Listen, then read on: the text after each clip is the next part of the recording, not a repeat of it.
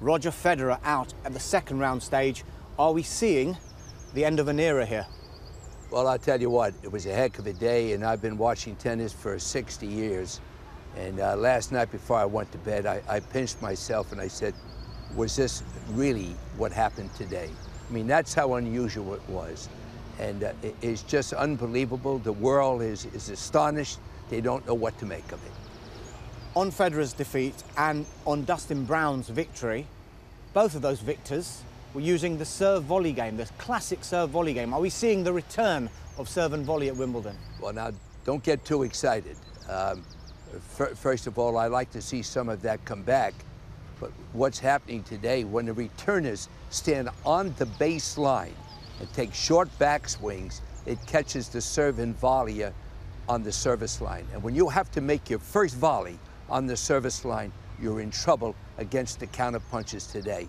But I'd like to see some of that come back, and I think that's the way Roger Federer can win another Grand Slam, is to continue coming in. I think the competition from the backcourt and the one-handed backhand will not stand up to the two-handed backhands today in the big championships of the world. So, Nick, you still believe that Roger Federer does have more Grand Slam titles within him? I certainly do, and I don't think you'll see Roger Federer throwing in the towel. I mean, Paul Annacone, his coach, a former student of mine, he's optimistic, and Roger's the type of guy who will bounce back. He's not critical. He'll keep his mouth shut in almost everything that's asked of him. Why? Because he's a warrior on the court, and he's a warrior off the court. Nick, Roger Federer's out, Rafa Nadal's out, Cilic is injured and Tsonga's injured, all potential opponents in the second week for Andy Murray. The British public are getting very excited. Murray is as good as in the final. Well, what's your reaction to that? My reaction to that is very simple. English public, I love coming to Wimbledon. I love you people. Sit back, baby. Just sit back. Don't say a word. This is what happens. You get everybody hyped up, including the player. Just sit back, and if it's in the cards, it'll happen. But a lot of things are taking place that certainly favors him to reach the finals. Nick, yesterday we saw 7 withdrawals from Wimbledon through injury. Now, some of the players who withdrew, some of the players that lost and didn't withdraw, were blaming the grass on the courts. Do they have a point? Well, when you have that many players falling and bringing it up for a strong point of discussion, I'm sure the All England Club, the tournament directors, will take a serious look at it. Because if those players are speaking that way, they legally, not legally, but they will bring up to the ATP and to the WTA, hey, it's dangerous, do something about it, or we won't come back. And we certainly don't want that to happen to one of, if not the most prestigious, traditional tournament of the world. Now, Nick, not all of the players are slipping out there. What are they doing right that some of these other guys aren't doing, or is it just the grass? Well, first of all, there's a couple of things that happen.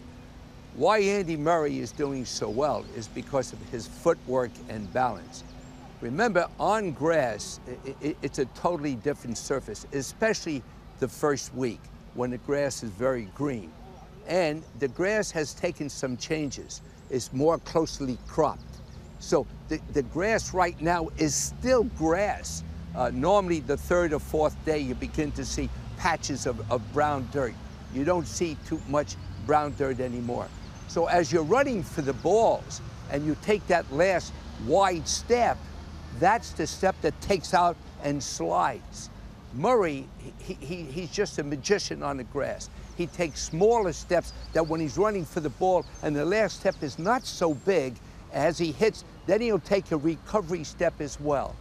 And this is what's so dangerous about the grass, is because most players, when they take that last step, it is rather a large step, but in most surfaces, especially clay, it slides. And as Kim Clijsters has brought out so brilliantly when she played, she even slid on the hard courts.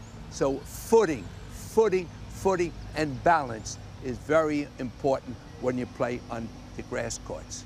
Fascinating stuff as always, Nick. Just looking ahead to today and Serena Williams in action, looking at the women's draw, that seems to have opened up perhaps even more than the men's draw.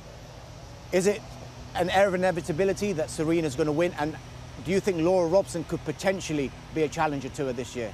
Well, you know, I'm going to look up at the sky and say, good Lord, is this going to take place again today?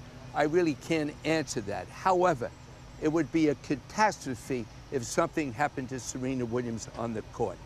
However, one never knows. In reference to Laura Robson, again, please let the girl play one match at a time.